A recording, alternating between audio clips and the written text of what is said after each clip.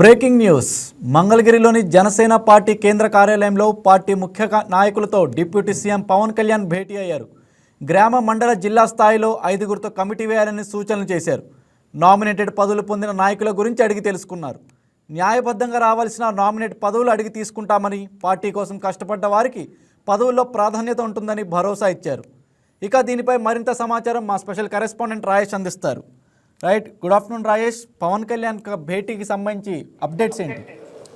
రాజ్కుమార్, జనసేన పార్టీకి సంబంధించి బలోపేతం మీద డిప్యూటీ సీఎం జనసేన అధినేత పవన్ కళ్యాణ్ అయితే ఫోకస్ చేశారు. ఇప్పటికైనా గతంలో కూడా పార్టీ ముఖ్య నాయకులకు సంబంధించి భేటీలు కూడా జరిగినాయి. పూర్తిగా పార్టీకి సంబంధించి బలోపేతం మీద ఆయన దృష్టి పెట్టారని చెప్పుకోవచ్చు. దానికి సంబంధించి గత వారంలో కూడా ఆయన పార్టీ ముఖ్య నాయకులతో భేటీ అయ్యి కొన్ని వాళ్ళకి దిశానిర్దేశం చేశారు. అంటే అటు యువతకు సంబంధించి పార్టీ కోసం కష్టపడ్డ వారికి, అలాగే వేరే మహిళలకు సంబంధించి ప్రధానంగా కమిటీలో కావచ్చు, స్థానికంగా ఉండే అన్ని కమిటీలు, గ్రామ స్థాయి నుంచి మండల స్థాయి, జిల్లా స్థాయి కమిటీలో పూర్తిగా యువతకి, మహిళలకి ప్రాధాన్యత ఇవ్వాలంటూ కూడా ఇప్పటికే ఆయన సూచనలు కూడా చేశారు. సెంట్రల్ ఆఫీస్ నుంచి పూర్తిగా ఆయన డైరెక్షన్లోని పార్టీకి సంబంధించిన బలోపేతం మీద పూర్తిగా కసరత్తు అయితే జరుగుతుందని చెప్పుకోవచ్చు. అయితే కొద్దిసేపటి క్రితం మంగళగిరి పార్టీ ఆఫీస్లో పవన్ కళ్యాణ్ ముఖ్య నాయకులతో భేటీ అయ్యారు. అయితే వాళ్ళకి సంబంధించి కొన్ని కీలక సూచనలు కూడా చేశారు. అంటే గ్రామ స్థాయి నుంచి 5గురితో కూడిన ఒక కమిటీని నియమించాలి. అలాగే మండల స్థాయి, జిల్లా స్థాయి, నియోజకవర్గ స్థాయి, పార్లమెంటు స్థాయి, అంటే ప్రతి కమిటీకి సంబంధించిన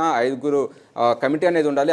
పూర్తిగా మా పార్లమెంటు స్థానానికి వచ్చేసరికి 11 మందితో కమిటీ ఏర్పాటు చేసి పూర్తిగా పార్టీ బలోపేతం మీద దృష్టి పెట్టాలంటూ కూడా ఇప్పటికైనా పూర్తిగా అటు నాయకులకైతే డైరెక్షన్స్ ఇచ్చారు. అంతేకాకుండా పార్టీకి సంబంధించి ఇప్పటివరకు కూడా అటు కూటమి ప్రభుత్వం అధికారంలోకి వచ్చిన తర్వాత నామినేట్ పదవులు కూడా ఇవ్వడం జరుగుతుంది. అంటే 30% వరకు కూడా అటు టీడీపీ, బీజేపీతో పాటు జనసేనకు కూడా నామినేట్ పదవుల్లో కావచ్చు, మిగతా అన్ని రకాల పదవులకు సంబంధించి 30% ఇస్తామంటూ కూడా ఇప్పటికే గతంలో ఒప్పందం జరిగింది. కాబట్టి పొత్తులకు సంబంధించి దాని మీద కూడా ప్రత్యేకంగా పవన్ కళ్యాణ్ ఇవాళ ఫోకస్ చేశారు.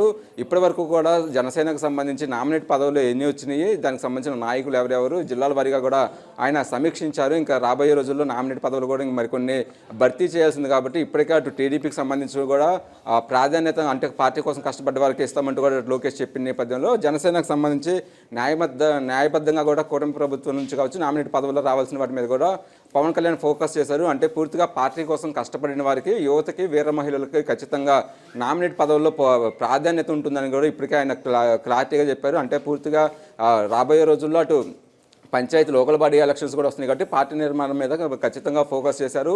ఇటీవలలోనే మళ్ళీ 11 కోట్ల వరకు సంబంధించి కూడా అటు జనసేన కార్యకర్తలకి బీమా ఇన్సూరెన్స్ చేయించడం, అంటే పూర్తిగా కార్యకర్తలకు సంబంధించిన దాని మీద పార్టీ బలోపేతం మీద పవన్ కళ్యాణ్ ఫోకస్ చేశారని చెప్పుకోవచ్చు. దానికి సంబంధించి జిల్లాల వారీగా కూడా ఇప్పటికే ఆయన సమీక్షలు చేస్తూ ఉన్నారు. అటు గుంటూరు, కృష్ణా, పశ్చిమ గోదావరి, వెస్ట్ గోదావరి, ఈస్ట్ గోదావరి, నెల్లూరు, కొన్ని దాదాపు 9 జిల్లాలకు సంబంధించిన అధ్యక్షులతో కూడా ఆయన గతంలో కూడా మాట్లాడడం జరిగింది. ఆ జిల్లాలకు సంబంధించి పూర్తిగా పార్టీ బలోపేతం మీద ఆయన ఫోకస్ చేశారు. మిగిలిన జిల్లాలో కూడా పార్టీని బలోపేతం చేయాలి అంటూ ఆయన ఇప్పటికే కొన్ని నిర్ణయాలు తీసుకున్నారు. వెంటనే కమిటీలు నియమించాలి. ఇంకా ఇన్ఛార్జీలు ఏదైతే అటు నియోజకవర్గ స్థాయికి సంబంధించి ఇప్పటికే 23 మంది అటు జనసేన ఎమ్మెల్యేలతో పాటు మిగిలిన నియోజకవర్గాలకు సంబంధించి పార్టీ బలోపేతంగా ఉన్న చోట ఇన్ఛార్జీల నియామకం జరగాలంటూ కూడా ఇప్పటికైనా ఆదేశాలు అయితే జారీ చేశారు. అంటే పూర్తిగా అటు పార్టీని, ప్రభుత్వాన్ని నడిపిస్తూనే పార్టీ మీద కూడా పవన్ కళ్యాణ్ ఫోకస్ పెట్టారు. ఇటీవల కాలంలోనే సేనతో సేనాని అనే ప్రోగ్రాం పెట్టడం, దానికి సంబంధించి కొంతమంది కార్యకర్తలను ఎంపిక చేయడం, అంటే పూర్తిగా గ్రౌండ్ లెవెల్లో ఒక కార్యకర్త, అంటే ఒక ఆర్గనైజేషన్ చేసి పూర్తిగా పార్టీని